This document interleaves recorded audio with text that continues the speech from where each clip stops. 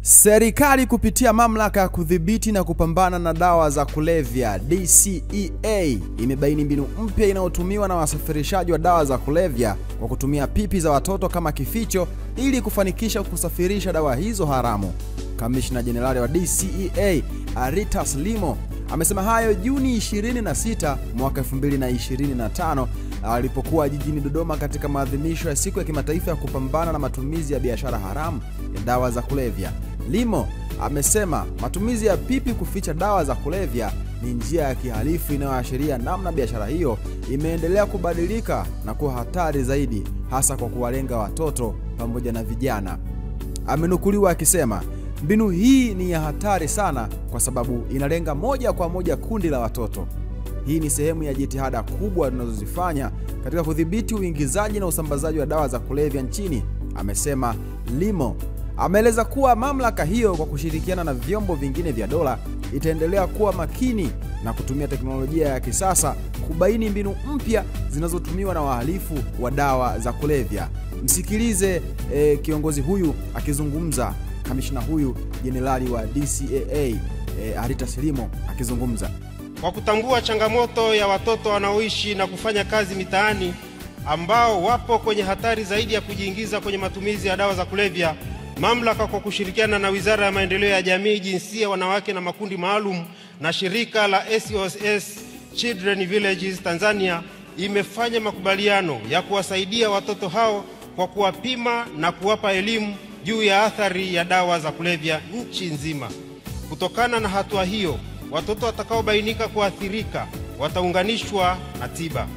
Aidha, mamlaka inaendelea kutoa elimu juu ya tatizo la dawa za kulevya nchini na imewafikia watu zaidi ya 28 milioni nchi nzima. Njia hii imethibitika kuwa ni nzuri zaidi, kwani imesaidia kutoa uelewa wa wananchi katika kujikinga zaidi na madhara yatokanayo na biashara na matumizi ya dawa za kulevya. Mheshimiwa Waziri Mkuu, jitihada za kukabiliana na tatizo la dawa za kulevya hapa nchini zimebaini kuongezeka kwa mbinu mbalimbali za usafirishaji wa dawa hizo kwa kificho. Miongoni mwa ukamataji uliofanyika mwezi Mei 2025 umehusishwa aina mpya ya usafirishaji wa dawa za kulevya kwa kutumia pipi za watoto.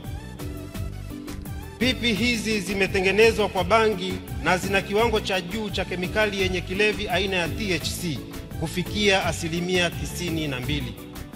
Ifahamike kuwa bangi za kawaida viwango vyake vya kemikali ni THC kati ya 3 hadi 12, wakati skanka ina viwango vya 40 hadi 60. Hii ni mara ya kwanza kukamatwa kwa aina hizi za pipi hapa nchini Tanzania. Mheshimiwa Waziri Mkuu, miaka ya hivi karibuni kumekuwepo na msukumo mkubwa wa kuhalalishwa kwa matumizi ya bangi kimataifa ikiwemo bara la Afrika. Msukumo huo ni kwenye uzalishaji na biashara kwa ajili ya matumizi ya kujistarehesha na kutengeneza dawa tiba. Hata hivyo, kilimo na matumizi ya bangi vina athari zaidi kwenye nyanja zote kuliko faida inayoelezwa. Napenda nikuhakikishie kuwa tutaendeleza kazi ya udhibiti na mapambano dhidi ya tatizo la dawa za kulevya kwa kushirikiana na wadau wa ndani na nje ya nchi. Kasi hiyo itahusisha operations za ukamataji wa wafanyabiashara wa dawa za kulevya na uteketezaji wa mashamba ya bangi na mirungi, pamoja na kutoa elimu kwa jamii juu ya tatizo la dawa za kulevya. Lengo likiwa ni kutimiza maono na dhamira ya Mheshimiwa Rais Daktari Samia Suluhu Hassan ya kujenga jamii bora ya Watanzania na kuwa na uchumi unaokua kwa kasi. Na kuhakikishia tutafanya kazi usiku na mchana kuhakikisha dawa za kulevya nchini zinaisha.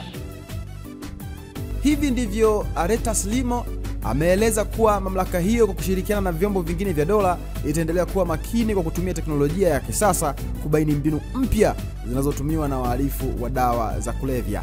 Nini maoni yako? Nione kwenye comment hapo chini, itakuwa swadakta sana. Mimi naitwa Comic Cliff, msema chochote. Hii ni VOT Updates. Wakati wote sisi tumechangamka. Hamasa ni kuendelea kusubscribe katika YouTube channel ya kwetu. Subscribe, like, comment, share ili usiweze kupitwa na taarifa zote muhimu ambazo zinakuwa zinatoka kwetu.